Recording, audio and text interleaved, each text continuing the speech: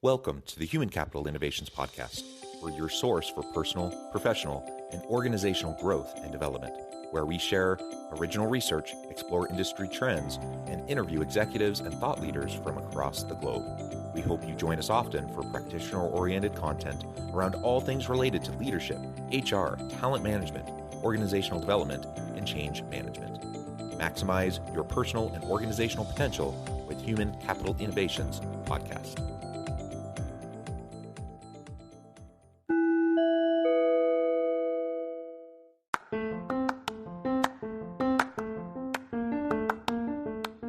If you enjoy the Human Capital Innovations Podcast, enjoy ad-free listening by going to the Patreon page, and please consider contributing even at the producer or sponsorship level. And please leave a review. Thank you for your support.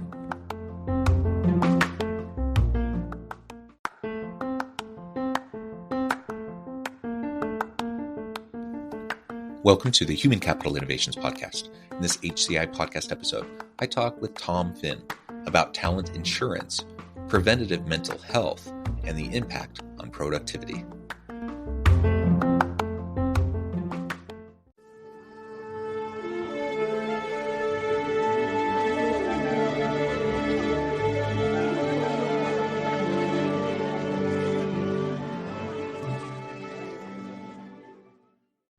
Tom Finn, welcome to the Human Capital Innovations Podcast. Oh, John, great to be with you today. It is a pleasure to be with you. Where are you joining me from today? Down in beautiful Southern California, just outside Los Angeles.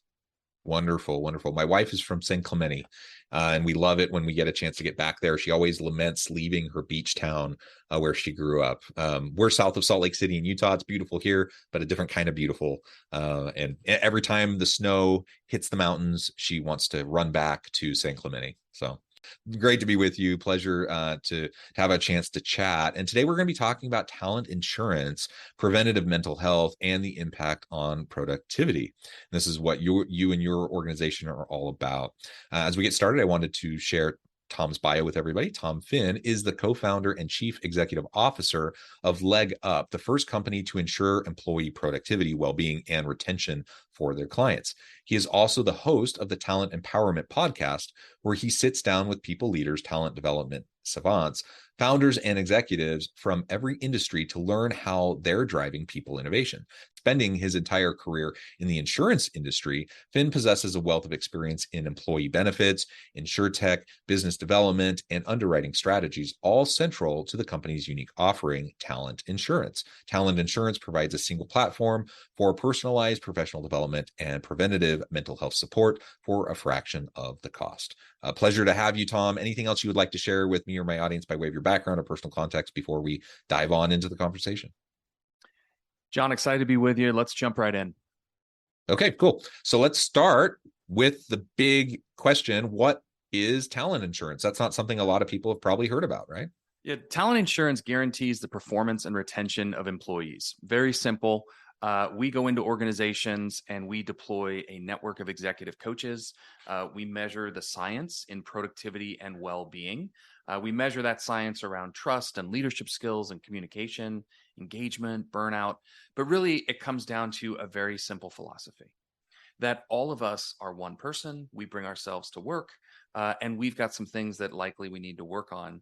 And creating the right culture within an organization significantly improves retention for our customers.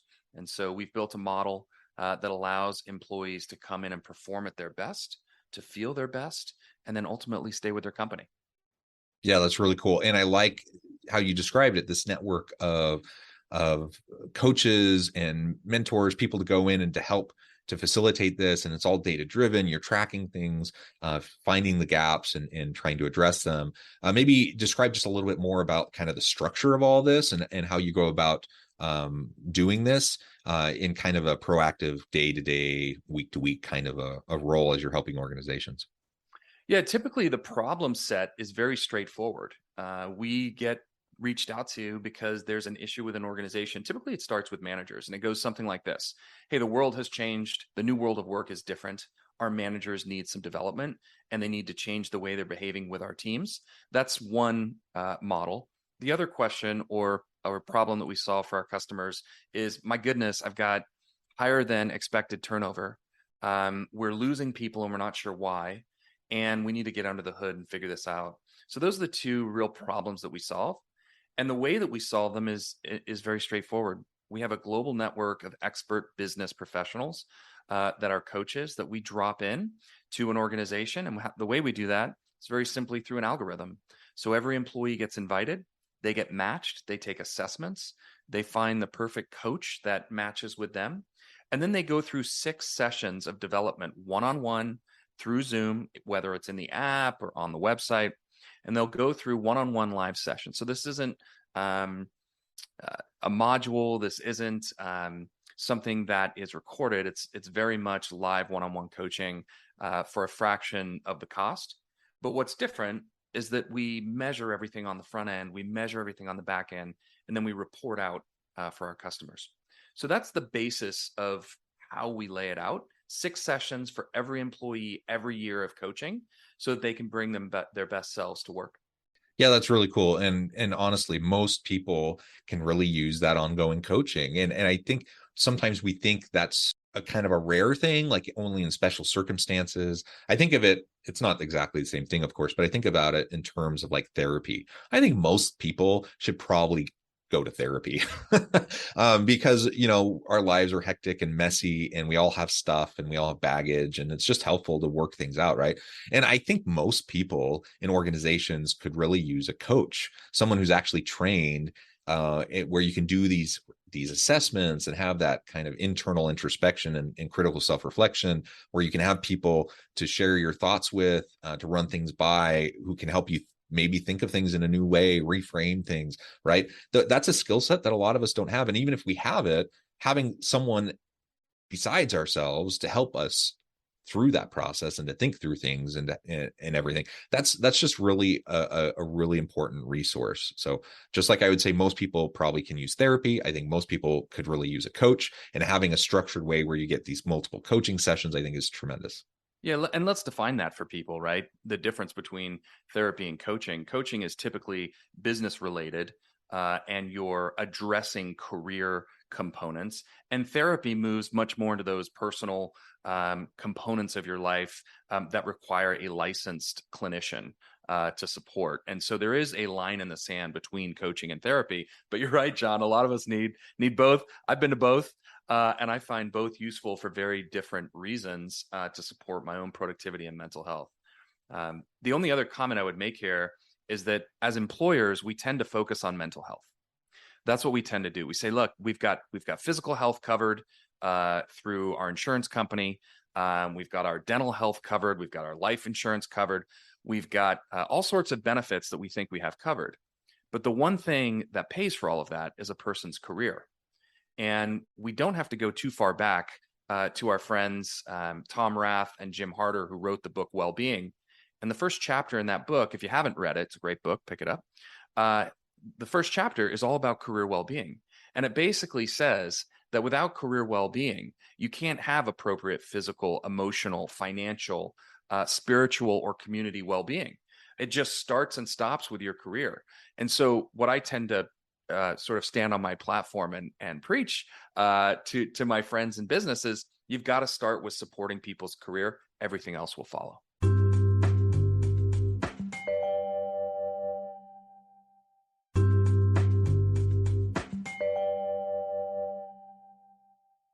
Yeah, I love it. And it makes perfect sense. We invest so much time and energy into the physical health of our people, into the mental health of our people. Let's focus also on just how to help them be, giving them the support to be the most effective and productive and their best professional self at work. I think that's awesome. And let's talk a little bit more about this connection between productivity and mental health. Well, I guess holistic health, really, physical health and mental health. But as we're focusing on preventative mental health, for example, what does that do for productivity, and vice versa? When people are being more effective and productive, how can that improve their mental health capabilities? Yeah, so it really starts and stops with this theory of integrative health.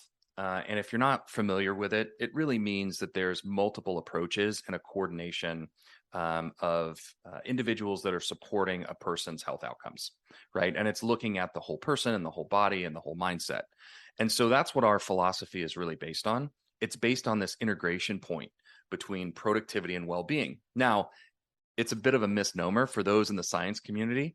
They would tell you that you can't be productive without being well, and you can't be well without being productive. So what we've done is we've broken it down and sliced it up to make it simple for our members and simple for our HR partners to really dig into the data. So in a very specific way, we study 6 areas of productivity. And the way we do that is through assessments of the people that go through. We also study 6 areas of well-being. Now, what's interesting about the work that we do is we're focused on some of the areas that you would typically imagine, but there is a hook here. We focus on trust and leadership skills, communication, emotional regulation, goals, values, and reflection. That's all in productivity. That all makes sense. We move the needle by a little over 60% across all categories. Now, well-being, the thing that's interesting here is I have a personal philosophy that you've got to look at emotional health and burnout. You've got to look at engagement, but you've got to look at physical health and relationships and job satisfaction to really understand well-being. You can't just look and say mental health is a component. We're only going to look at that. We have to look at the physical body, combine it with mental health, combine it with satisfaction in the job, and then you can drive performance and you can drive retention.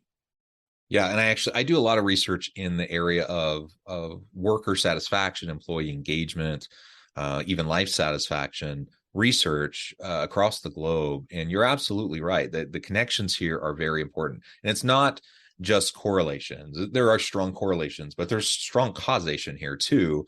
And they're all intermixed. And so when people feel higher levels of stress and anxiety in the workplace, for example, well, guess what? They usually don't like their job as much. They're usually not engaged in their work as much. Their overall life satisfaction is usually lower, but that also impacts their creativity, their innovation, their productivity, all of these things. They're all interconnected, and that drives the bottom line for the organization. So there's certainly a human case for all of this. Like, we want to treat people well. We want to support them. We want to help them live their best, healthiest life, be in their best career, all of that.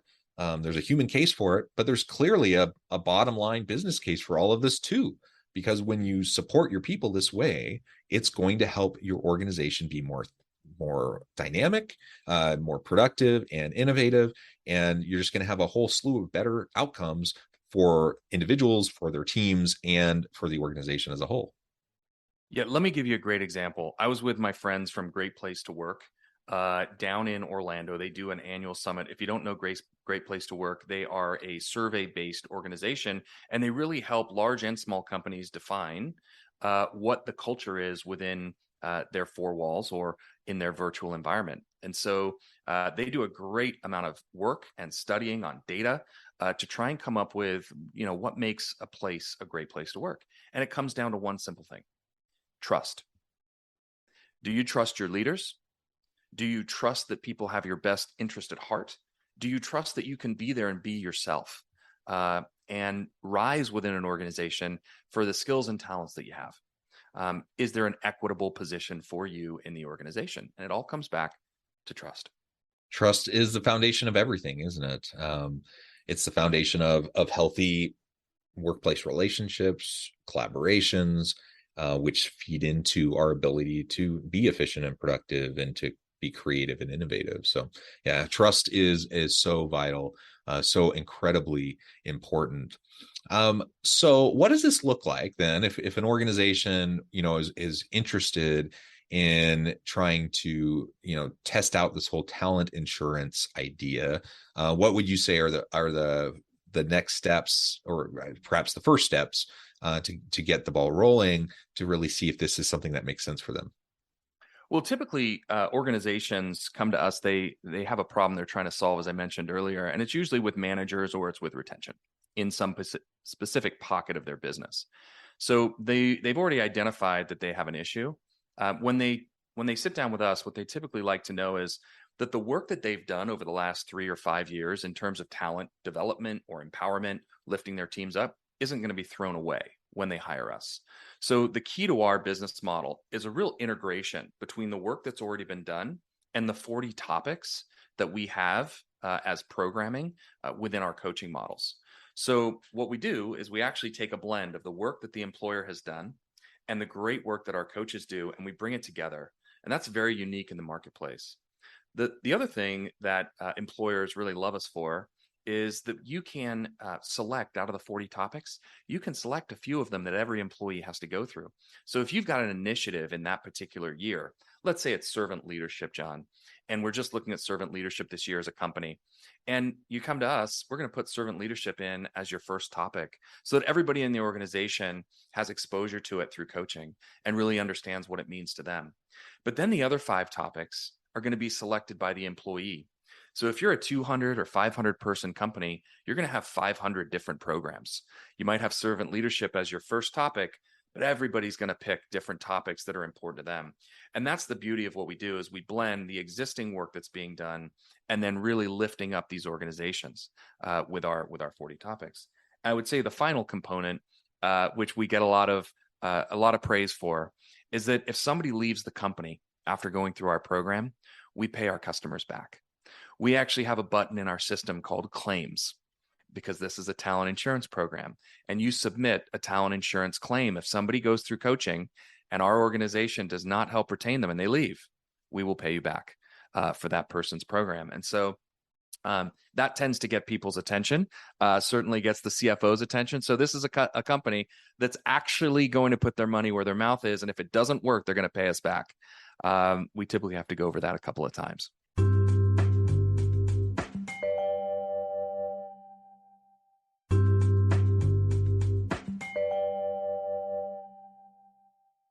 And I'm just curious how often you see that happening versus just having the really great outcomes that actually people really want, right? Most people don't go through this process hoping, I hope we have failure so that we can get paid back for this. Yeah, you're 100% right. And let me give you the positive example. So we have a customer that's in real estate. They have 2,500 employees, and in their managing director title, they were seeing just over 40%, about 44% turnover, and these were very high paid jobs, so it was costing them millions. They hired Leg Up, they put in talent insurance, and we brought their turnover down from 40% to a normalized 11% in that space in the matter of about 9 months. So it happened in less than a year. So we do have those great stories. On the other side, in terms of claims, we don't have a lot. About 3 out of 1,000 is what we see. So it's a very low numerical number. And the reason is because all of our coaches are empowered and trained and developed to keep people at the company. And if that isn't in their current job, it might be in a job that's lateral within the organization in a different division, so that we don't have a brain drain for our customers. We want those talented employees to stay. Yeah, I love it. Ultimately, we want success. We want all of these to work out. We want every employee to feel needed, wanted, valued, where they have an opportunity to contribute in their own unique, genuine way and make a difference, for the organization. We want that alignment, and we want to help the organization get there. That's why you and I do the type of work that we do. And I love the idea of talent insurance.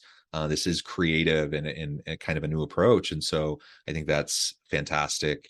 And I would encourage, more in the audience to consider this kind of an approach. Of how you invest in your people. It's a recognition that investing in your people in this way is just as important as it is when you're focusing on other aspects of their holistic health, physical, mental health, etc.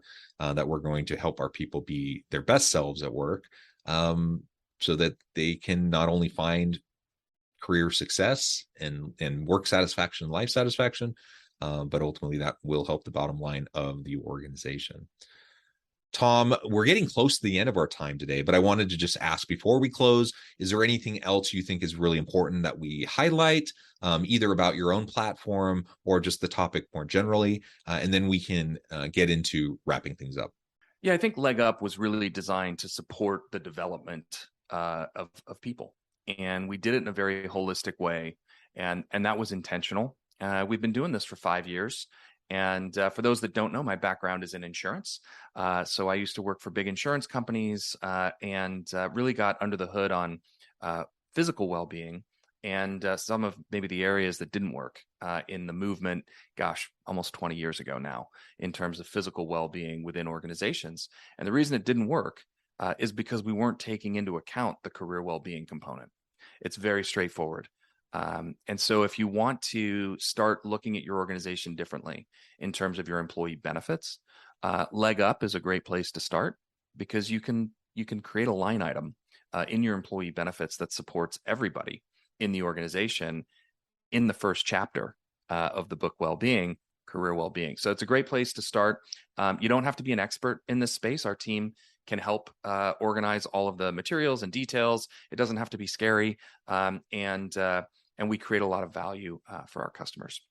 Excellent. I really appreciate that, Tom. It's just been a pleasure.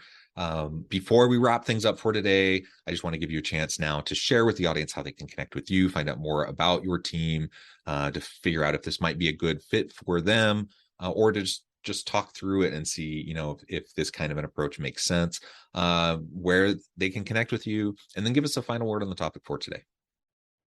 Yeah, absolutely. You can connect with me at The Real Tom Finn on any of the social channels, YouTube, Instagram, TikTok, Twitter, you name it, LinkedIn. You can find me, The Real Tom Finn.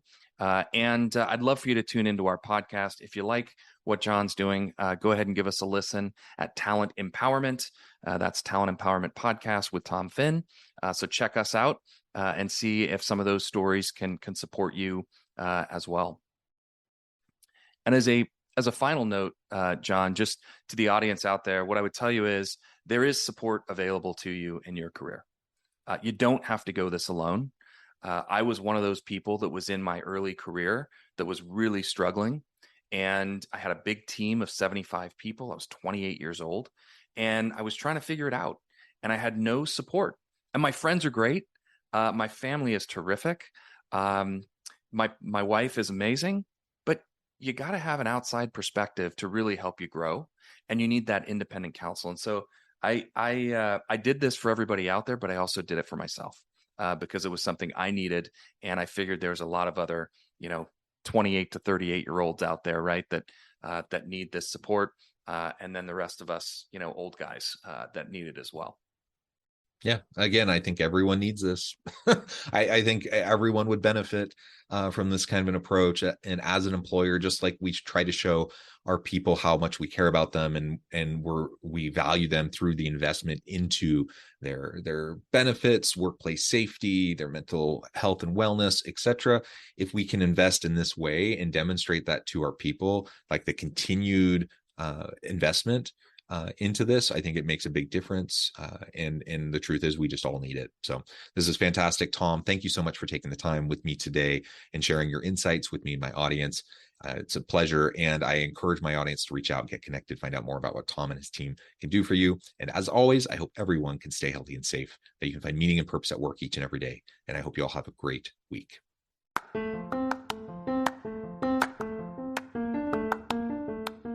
Do you enjoy the Human Capital Innovations podcast? Enjoy ad-free listening by going to the Patreon page, and please consider contributing even at the producer or sponsorship level. And please leave a review. Thank you for your support.